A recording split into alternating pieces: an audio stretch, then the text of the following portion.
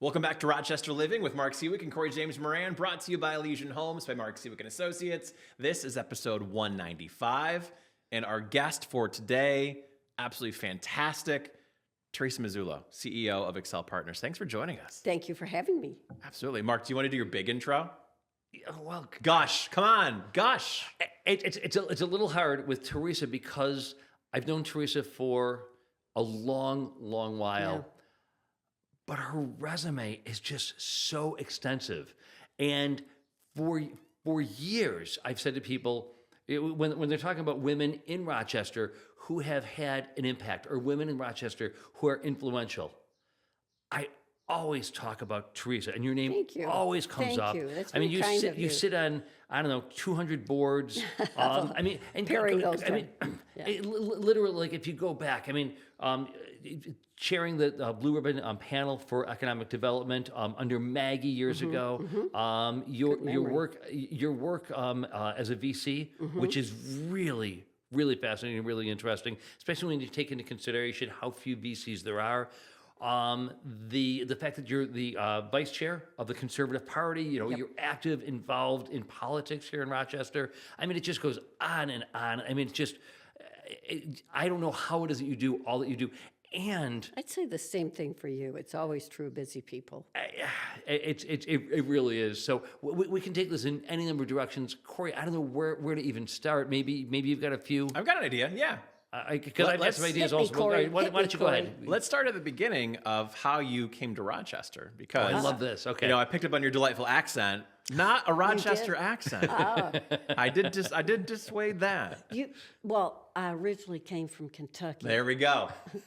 and I can turn it on and turn it off When you go back, does it Just come out like, more? Yeah. just like Louise Louise. Slaughter, who also was from Kentucky. That's why I bring it up. Yeah. So I come from Bell County, and she was from Harlan. Harlan. Yeah. Yeah, you knew better than I. Harlan. Yeah. Hazard's in the news right now. That's why I was thinking Hazard. But no, Harlan. And she always kept her accent, didn't she, Mark? All the way to the end. She never. Yeah.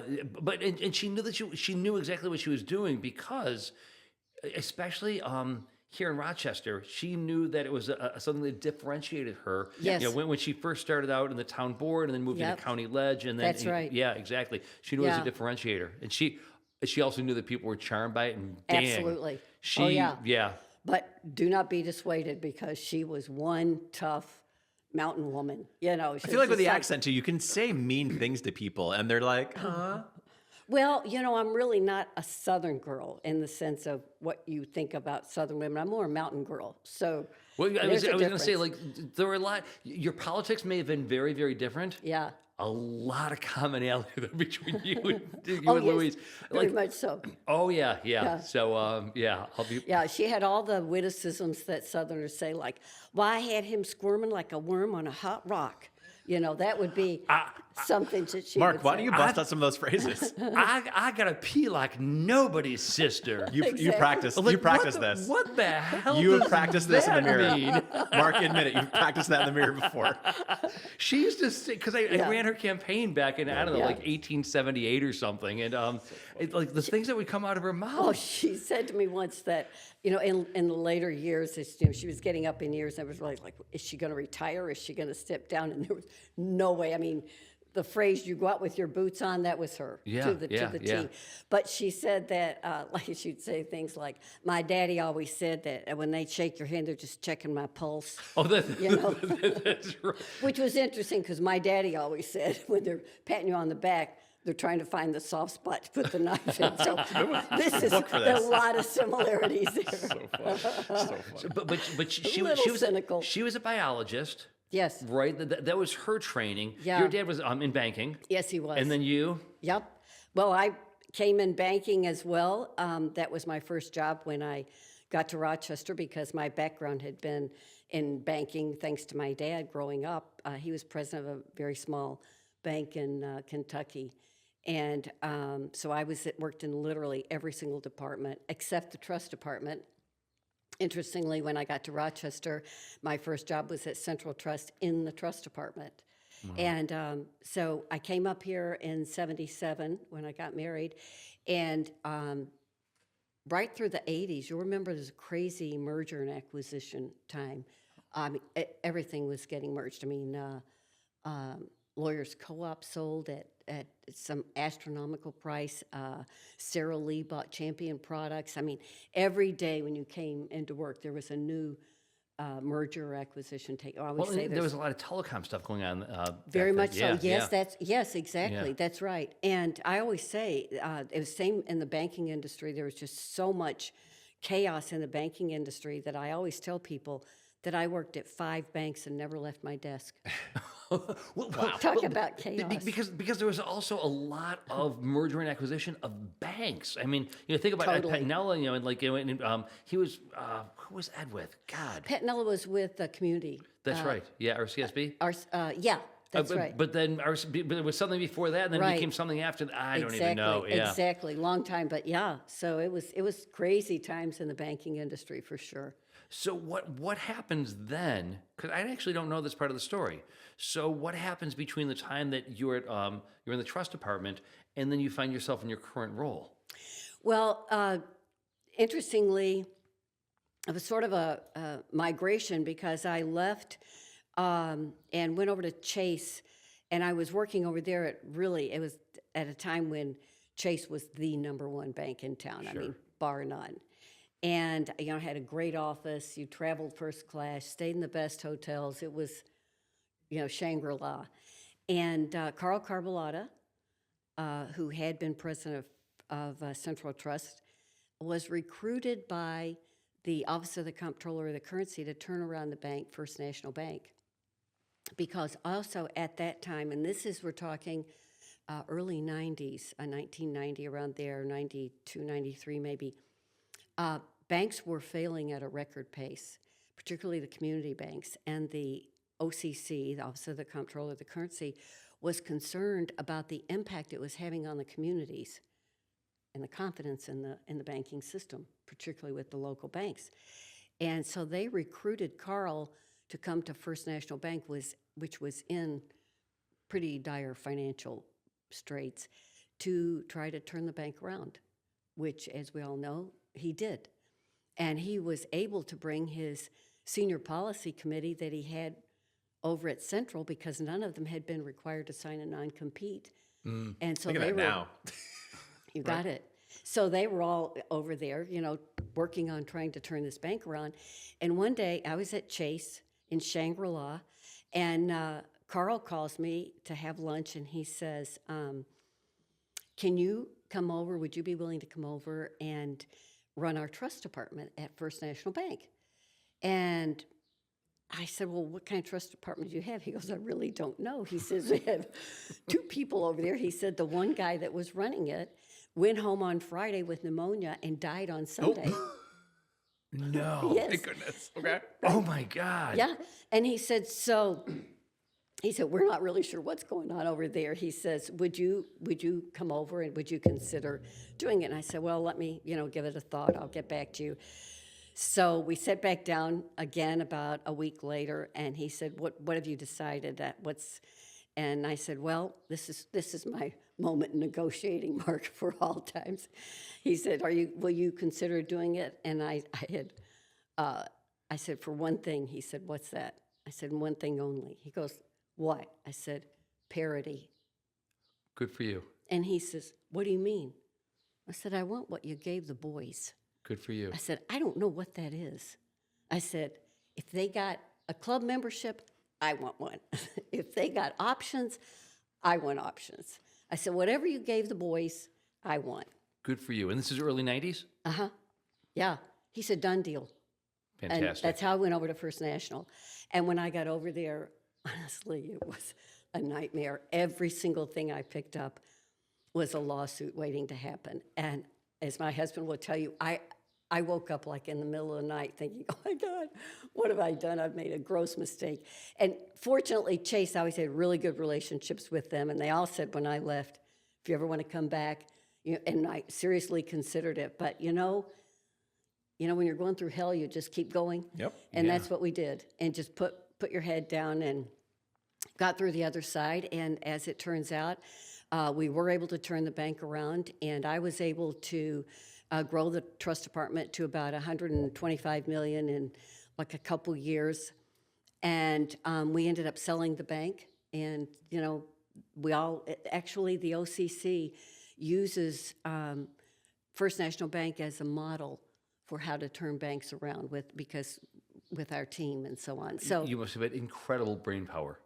it was a lot of, you got people around you that everybody was helping each other, and it was that kind of thing. It was just an environment where, it was everybody was in the same situation, and we just all got in there and Singular made it goals, happen. push ahead, yeah. Yeah, yeah. I'm just loving the story because I'm thinking, let's go back to the early 70s. Women couldn't get a mortgage or a credit card Sure. without their husband's signature. Yeah, 20 years later, you turn to Carol and you say, parity. yeah.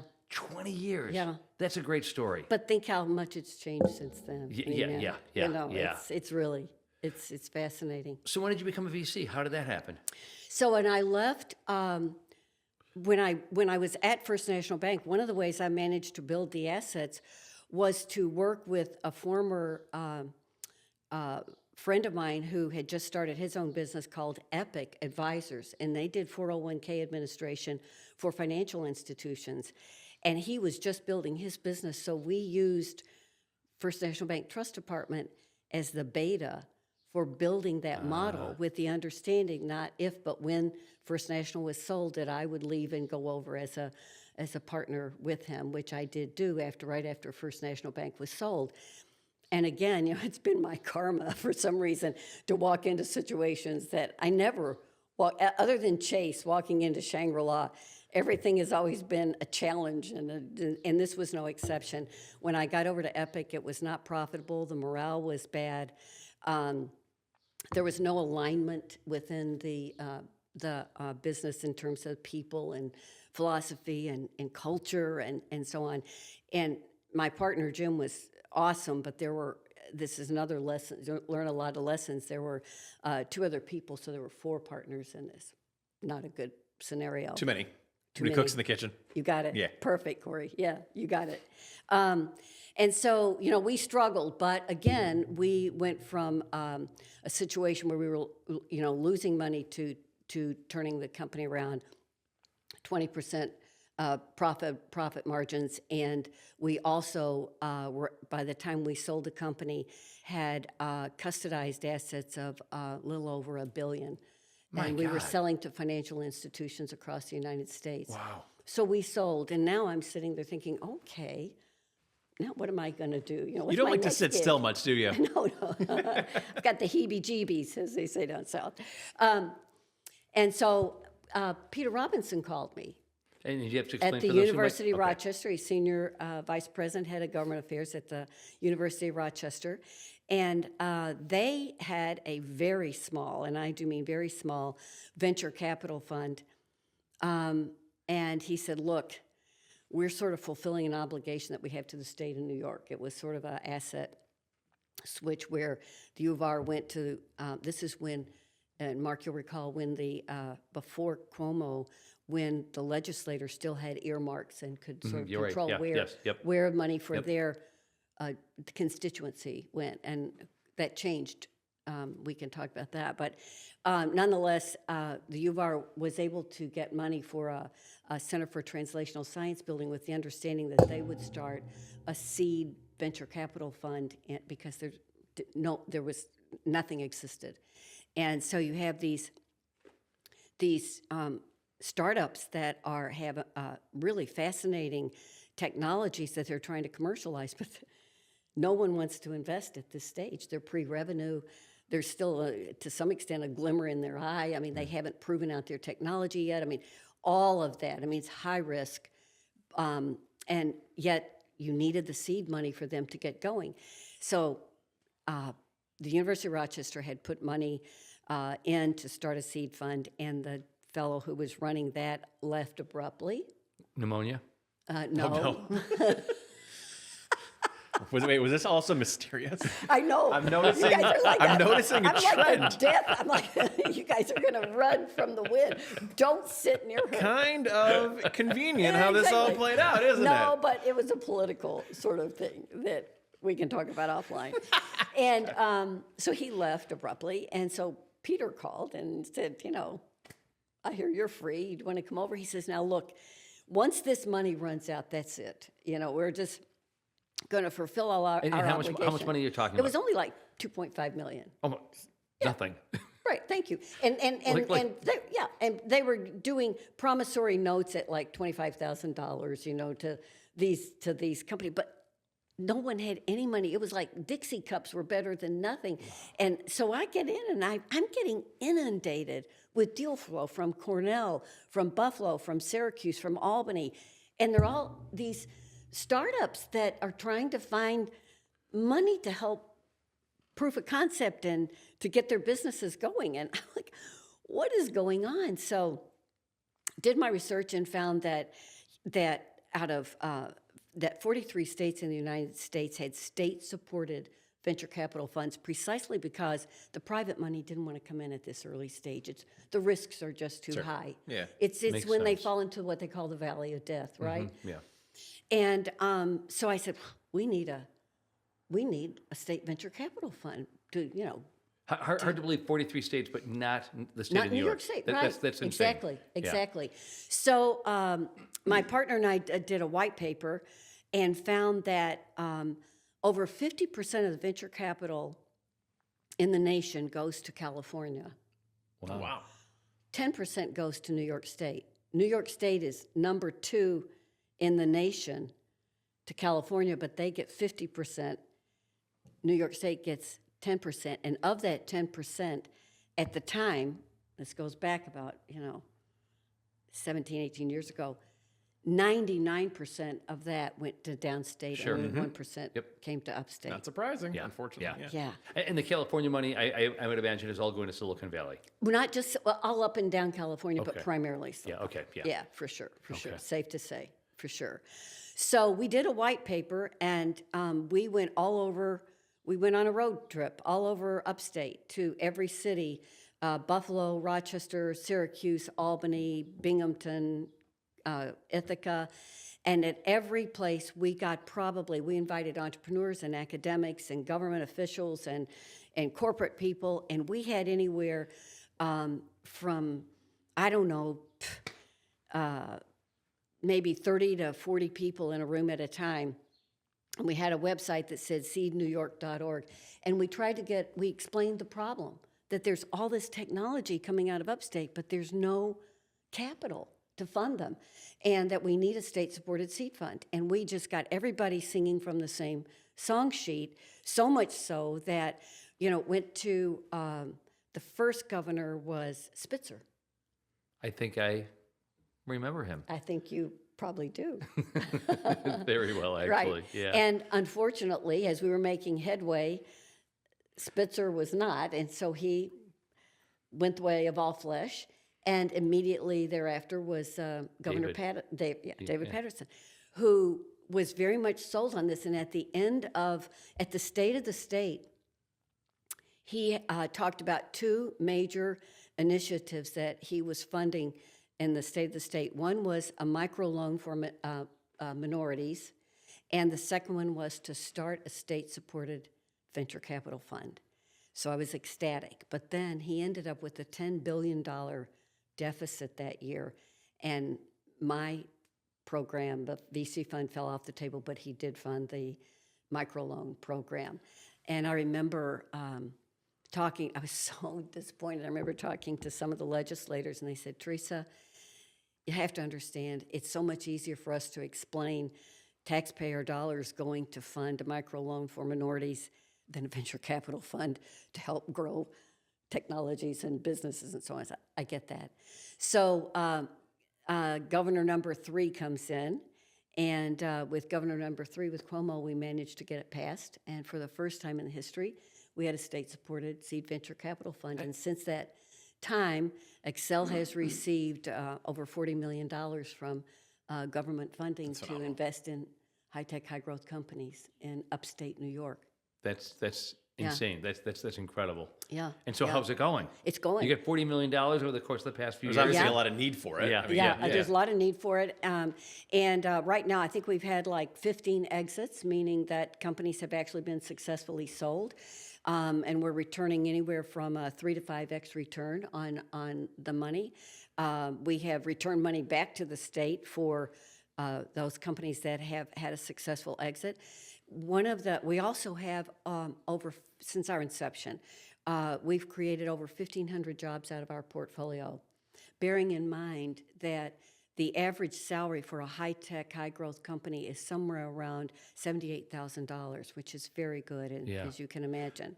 So 15 exits out of a pool of how many? Well, let's startups? see. Over time, let's see. We probably have had, I don't know exact number of how many companies we've actually invested in totally. We actually currently have about 30 active companies in our portfolio. Wow. But I can find that out. I don't have that off the top. And then when somebody does exit, are those companies there must be some provision that states that they have to remain here in the state of New York Yes. for a particular period of time. And are they staying here in Rochester, or are these throughout all of upstate? It depends. But to your point, one of the things that in our limited partnership agreement with the state of New York requires that these companies must remain in New York State for 3 years. And if they leave prior to that, we have a clawback provision on a pro rata basis, and we have no problem. Has it happened? It hasn't happened. No. Yeah, I can't No. imagine. I mean, Yeah. it takes them about that length of time, to actually get up and running and so on. So we really haven't had to use Your the best clawback. your best success story. What is it? Your Best biggest. success story? Oh, interestingly, we had this young man come in and presented to, we have a group of people with domain expertise around the table and people who are just interested and talented who sit around and help us vet the technologies. We have an investor pitch. We were doing, at the time, like an investor pitch almost every week. The governor started an MWBE fund, and we were the only managers who were selected to manage his fund in the state of New York. It was a small fund. It was only about $3 million. But one of the entrepreneurs who came to us was, his name, believe it or not, his name was Marty Strenzewilk, but he was from Seneca Nation. Oh, wow. He was half Indian, so therefore he qualified under the MWBE. Wow. And so he came in and presented to us, and he's standing up talking to us about he was in gaming. And we knew gaming was kind of new at the time. I mean, it was just on the cusp. This was pre-COVID, all this sort of thing. And he came in and he was talking to us about, what do you call it? Dragons, the name, Dungeons and Mortal Dragons? Kombat, and all Okay, these. yeah. And and he says, my company is basically, and he's looking at all of us who are like older. He goes, basically a TV guide for gaming, and we're like, what? Oh, And really? so he could know where all the gaming was going on. Oh, okay. So actually, Bernard Birnbaum, if you know B, was sitting next to me, and he's young. He gets it. He's like on the cusp of everything. And I'm like, what is he talking about? And B leans over to me. I had my computer up, and he goes, he had me go on, what was it? It was a website. Discord? No. No? It'll come to me. And I go on it, and it's 10 o'clock in the morning, and all these games are going on, and all these people are blogging, talking to each other, and there's a game going on in France, and one in Brazil, and one in Texas, and they're all like, and I'm like, oh my gosh. So, and here's this guy. He knows he actually owns a team in France that's winning League of Legends. It's a winning team, and we're all like, who are you? And what is this all about? So it was a classic example of, and this guy had so much energy, and he knew so much about this space. We didn't quite know what it was. We call it, in our business, we call it FOMO, fear of missing out. We didn't know what he was about, but we knew. It's something good. Yeah, it's something good.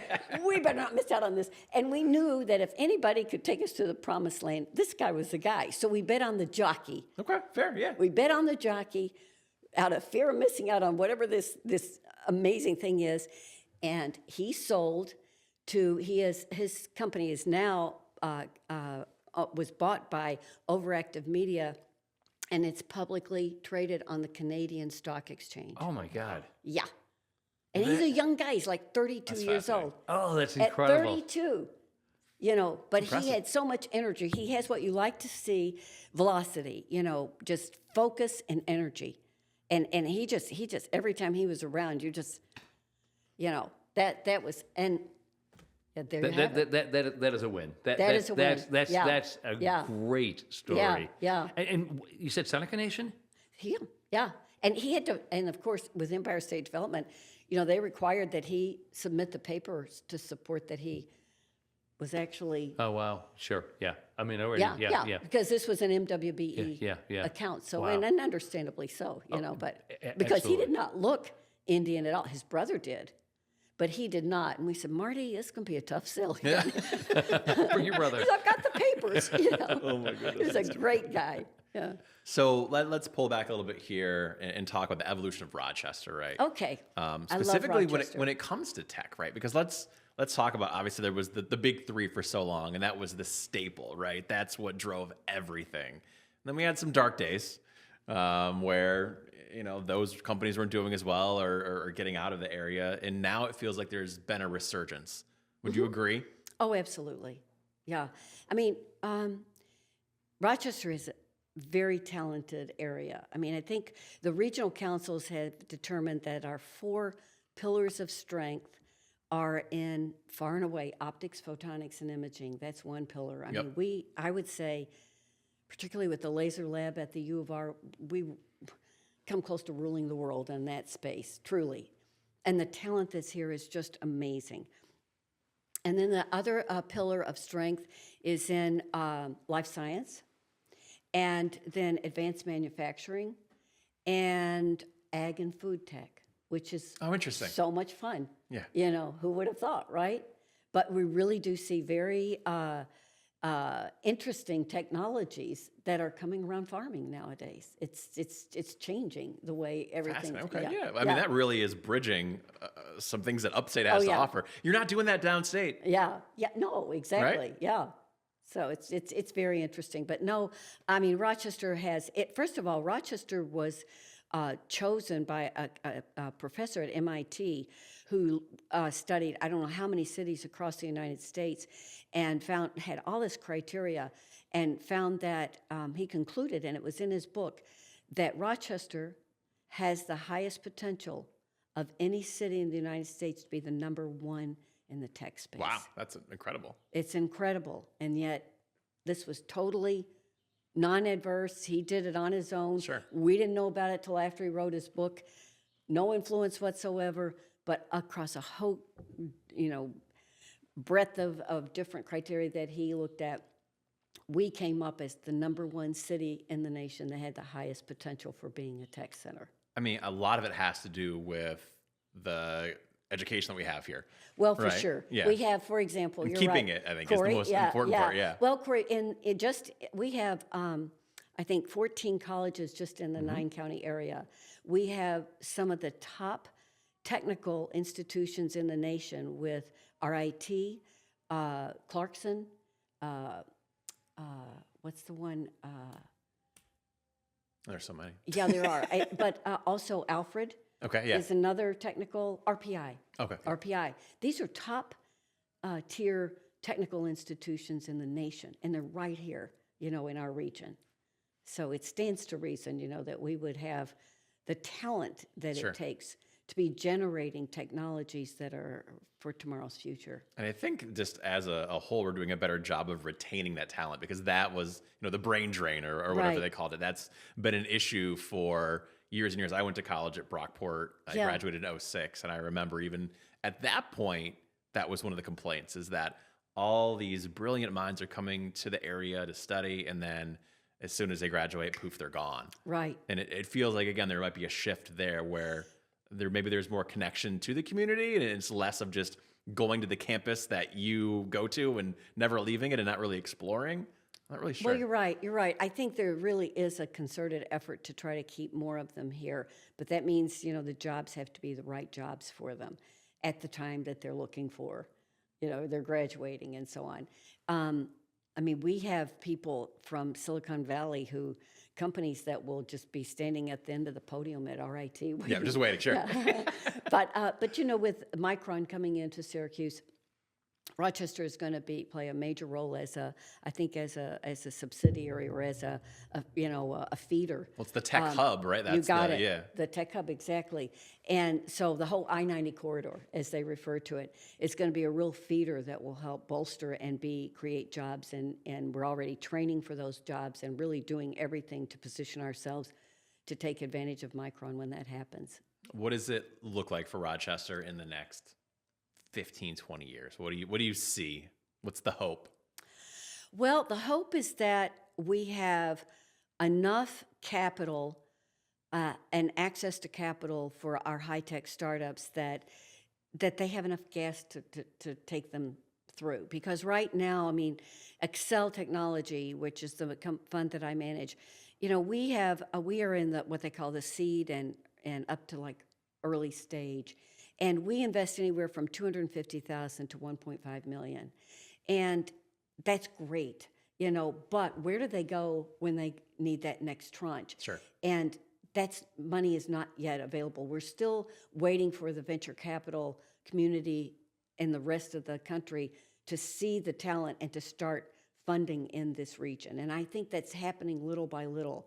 So over the next 15 years, you definitely want to see a steady flow of capital that's available to keep these companies strong and accelerating their growth so that they can exit and continue to create jobs in the community. I mean, I think optics, photonics, and imaging is very, very strong. And with semiconductor, I mean, there's so much, AI, healthcare. Sure. Oh, I mean, talk about every week. Yeah. Everything, everywhere you turn, Corey, you think, Rochester is strong in that space. I mean, our life sciences and healthcare is probably one of the strongest in here, thanks to our hospitals, our great hospitals, and so on.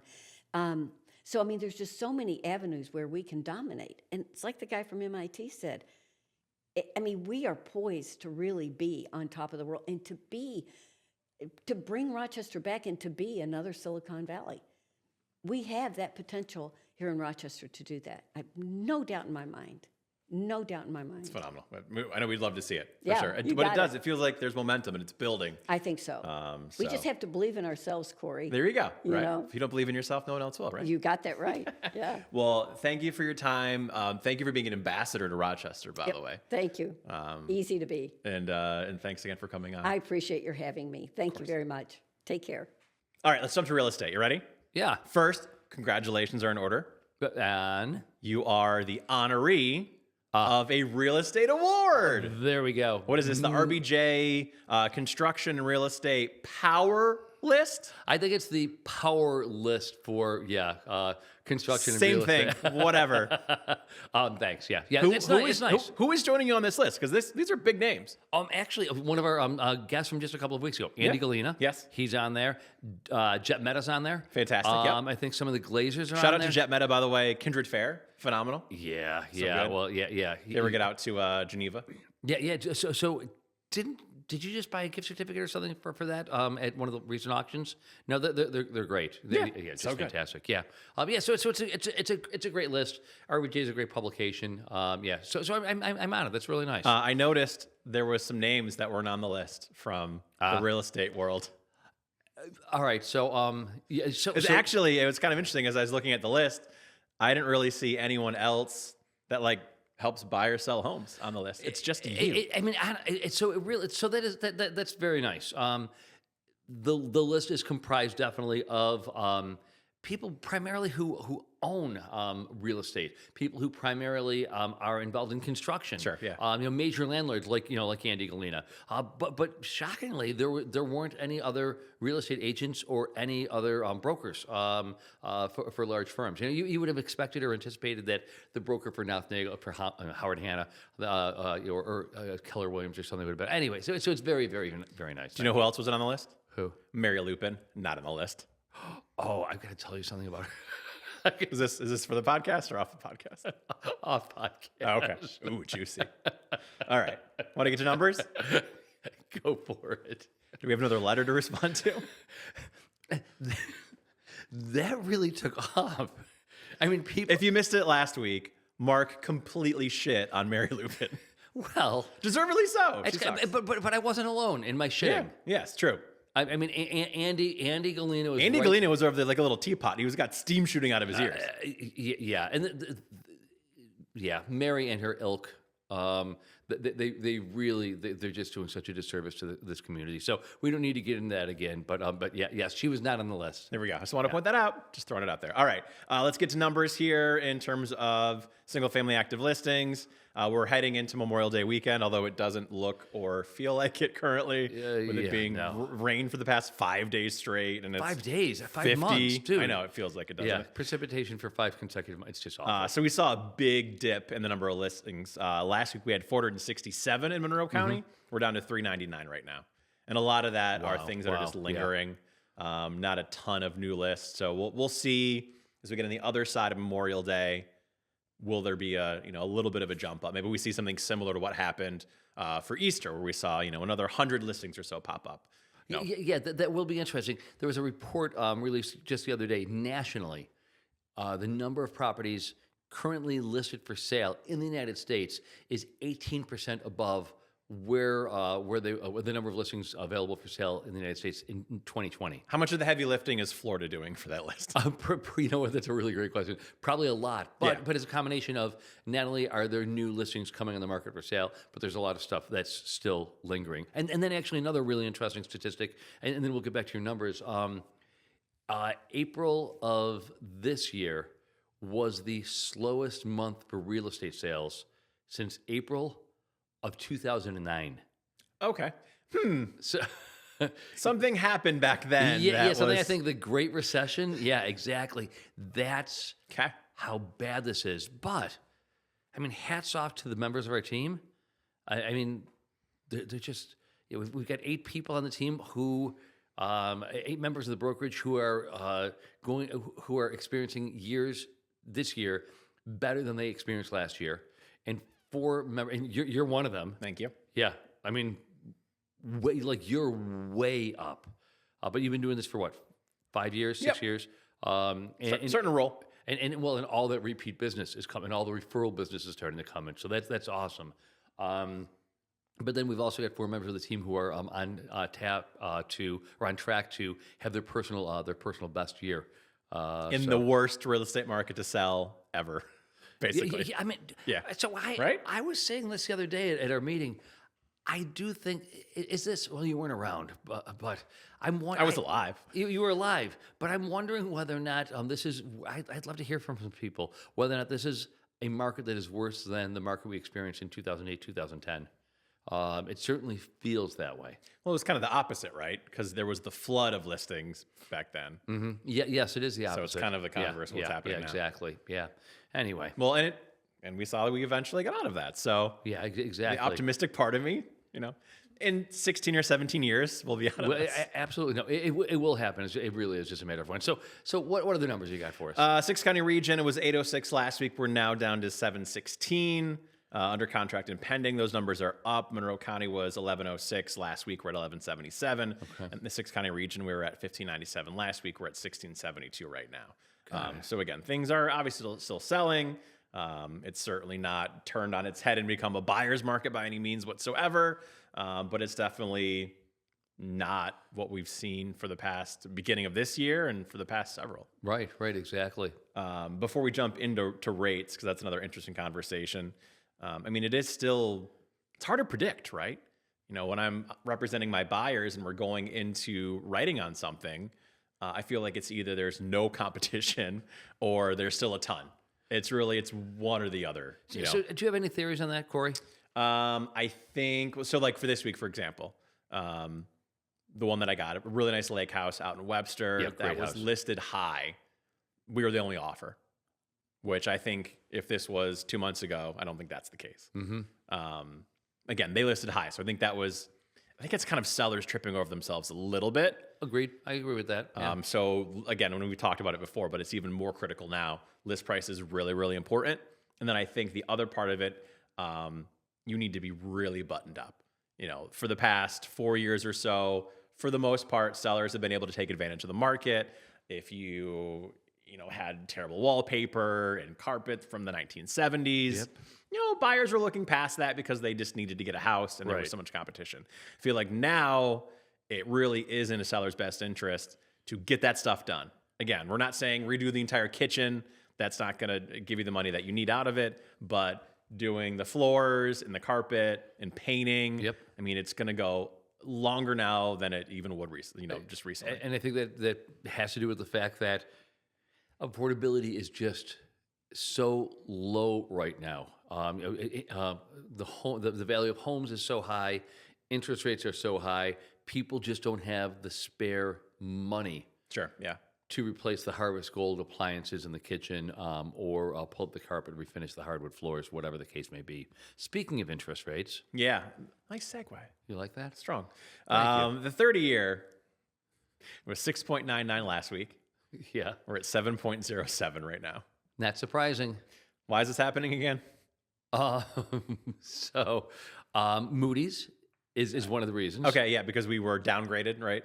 Yeah. First time in U.S. history, Moody's downgraded the credit rating of the U.S. Sounds not great. No, that's really not great. Okay, cool. And then doubling down on Moody's downgrade this past weekend is Were there Congress. attacks? So yesterday, the president's federal budget, was presented to Congress. The big beautiful bill. Big and beautiful. Yeah, adding. Do you know how much? $4 trillion? Bingo, you got it. Yeah. $4 trillion being added to the U.S. deficit over the course of the next 10 years. I thought we were trying to cut. Yeah. Isn't that with the chainsaw and Musk? I mean, most Americans don't like this. Do you know who else didn't like this? Who? The bond market. Yeah. And the bond market, and of course, as we know, bad news. Yield on the 10-year Treasury exploded. Yep. And that's why we end up with interest rates, 30-year mortgage rates at 7.07%, with no relief in sight. None. Optimistic. And then this there's morning, more? as if that wasn't enough. I'm sorry, I didn't really read the paper this morning. I'm sorry. This asshole decides that he's going to increase tariffs on the European Union by 50%. What? I really, at this point in time, I'm just without words. I mean, what is he thinking? Where did he get his degree in economics? I mean, it is just unfathomable. And then he's going to war with Apple, because Apple wanted to move more of their production to India. And I mean, last I knew, I thought that corporations were more or less allowed to conduct, so long as we're allowed to conduct their business in the way they saw fit. Well, this is legal, sure, yeah. Yeah, so long as it's illegal, but no, the president is actually stating that Apple should not be moving their operations from China into India. They should be moving here. Who the hell is going to want to sit in an assembly line? It's the same reason you probably saw earlier in the week. All of a sudden, one of the communities in Florida, one of the conservative communities, construction has come to a halt because able-bodied Americans aren't willing to sling a hammer for $5 an hour. So construction has really just come to a halt. And so anyway. Well, we kind of expected that was going to be the case. Yeah. So anyway. Going back to the tariff thing really, really quick, because it was kind of interesting. I was listening to, it was the Joe Rogan podcast. I thought, don't give me the look. But I was listening to it out of curiosity, and I wanted to listen to the Elon Musk episode. Okay. Is this a new episode, or is this one this from was a few from years back, right before the election. Okay. And what I took away from it that was really interesting was they talked about tariffs. Mm-hmm. And Musk talked about how they can be really beneficial if gradually implemented. Mm-hmm. And no argument there. Yep. And he was talking about how it can be chaotic if they're, giant tariffs are thrown in place immediately. And I'm thinking to myself, again, months later, listening to this, like, okay, I guess he was listening to him for that piece of it. Yeah. He had some bad news just over the course of the past few days. Released this morning that BYD, the Chinese EV maker, has surpassed Tesla now in the European Union in terms of the number of units sold over the course of the past. I can't remember what the time frame was, but yeah. So it's all what I think what concerns me most, and then we'll move on. But what I think one of the things that concerns me most is, all right. So you got Moody's, then you've got the approval, at least the congressional approval of the president's federal budget, and then the 50% imposition or theorized imposition of 50% of the European Union. The market is not responding to these issues as aggressively as I would think, and I'm increasingly terrified. They're bracing. That I'm increasingly terrified. There's going to come a day sometime in the next 3 months we're going to wake up and find out that the Dow has dropped 11% or something stupid. So it's all very, very, very worrisome. Okay, fun. Anything else with the real estate? No, I think we're good in real estate. Do you want to jump to some Rochester news? Yeah, sure thing. I did want to shout out my the school that I graduated from, SUNY Brockport, also SUNY Geneseo, getting $4 million in new funding as part of a statewide initiative to enhance public higher education. Oh, that's great. Yeah, absolutely. I love my experience there. It's phenomenal. You know Heidi. Heidi McPherson, having dinner with her next week. Oh, fantastic. Can't wait. Yeah. Yeah, love her. Heidi McPherson, president of SUNY Brockport. Yeah. For those who don't know. It was down to SUNY Brockport or Keuka College for me. And I think it really... Oh, wow. Very different paths my life would have gone based on this. Absolutely. You made the right choice there, bud. I think so. It's worked out okay. Oh, God, yeah. Absolutely. Congratulations. That's awesome. The Bills schedule came out. I heard. 5 primetime games. Yeah, a little bit of controversy there. I mean, the opening is what, a Sunday at Sunday night game at 8:00. Yeah, too late. I don't like it. Personally, I'm fine with it, but I've spoken to a number of season ticket holders who are not particularly thrilled about. It's really hard. A game starts at 8:00 on a Sure, Sunday. tailgating and drinking all day long. It's tough. It's tough when you start at 8 a.m. to get to the 8 p.m. kickoff. It's tough. All right, so who are we going to get? Who from the Bills are we going to get to sit as a guest? That's a great idea. In a couple of months. They're going to be in town, Right. obviously, for camp at St. John Fisher again this year. Yeah. We'll start working on that. If you could choose one, who would it be? Other than Josh Allen. If you could choose one Bill to actually interview. Oh, come on. Can I just say it? Oh, yeah, I know what you're going to say. The guy with no shoes, yeah. No, he's no longer on the team. Oh, damn it. Yeah, can't call him in, no. James Cook. Okay. No two ways about it. Okay. Love that guy. Wasn't there drama? Yeah, there's always drama. Is that why you want? That's why you want him on. No. Now I just understand. want him on because he's an incredible athlete. Okay. Awesome. Fair. Yeah. And then in other Bills news, I don't know if you saw this. This dropped on Wednesday. They are going to be the subject of the HBO series Hard Knocks. Have you ever watched it? Right. Yes. Okay. I mean, yes. Was it 2 years ago? They did Miami Dolphins. Awesome. I think so. Yeah.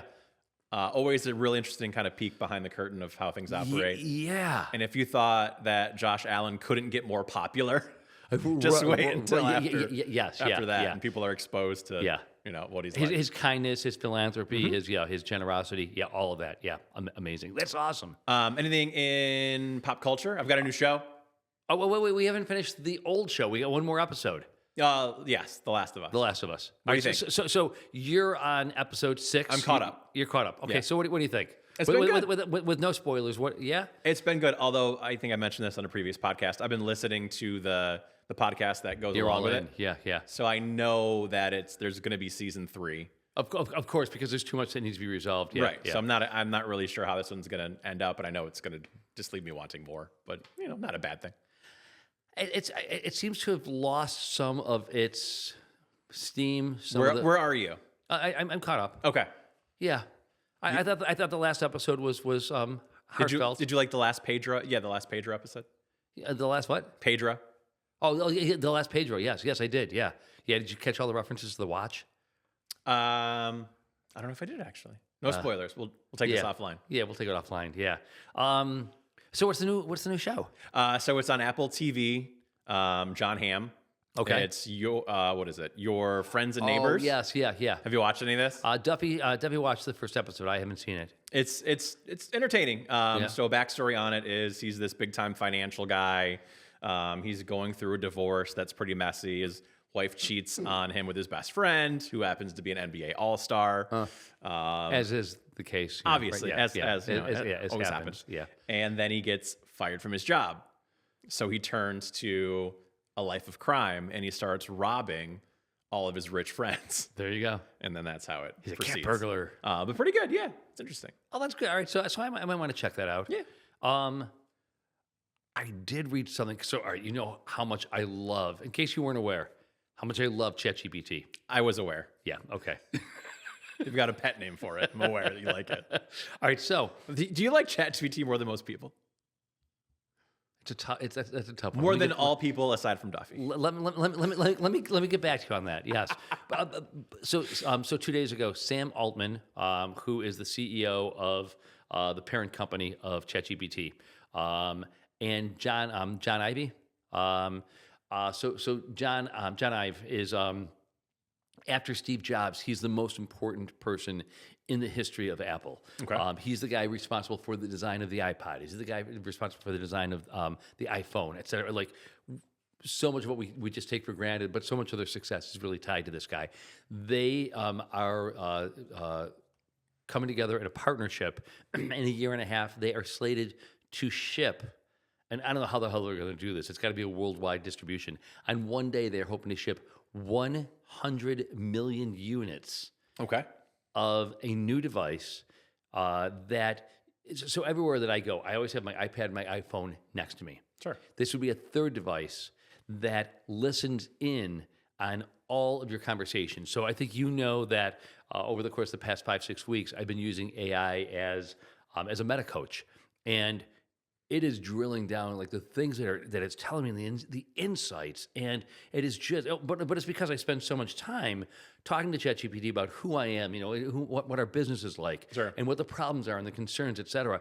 But as I'm having more interesting and comprehensive and really, really deep conversations with chat and getting all these strategies, I keep thinking, God, it's so great that I'm able to input all this information and get all this back. It would just be so much better and so much easier if chat would be able to listen in on, and then sure enough, it was announced, and I am now. Of course, there's security-related concerns. Sure, yeah. But in the same way that you can't tape record somebody in a private conversation in many states, there are laws, and if you're found guilty, then you're guilty of a crime. Yep.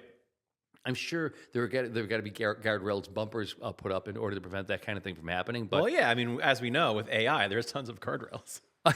yeah, exactly. So we'll see what happens. But I'm very, very excited about that. So anyway, Interesting. Anything else on your Robot end? takeover. I mean, it's just learning. This is the learning phase. It's insane. How long until we're in pods? 20 years? 50? You're referencing the Matrix? Mm-hmm. Yeah. Or are we in one now? Well, yeah, I know. Blue pill, red pill. You tell me. There we go. Yeah. Cool. All right. Anything else? That's it, bud. Cool. All right. Thank you so much for watching and listening. We'll talk to you again next week.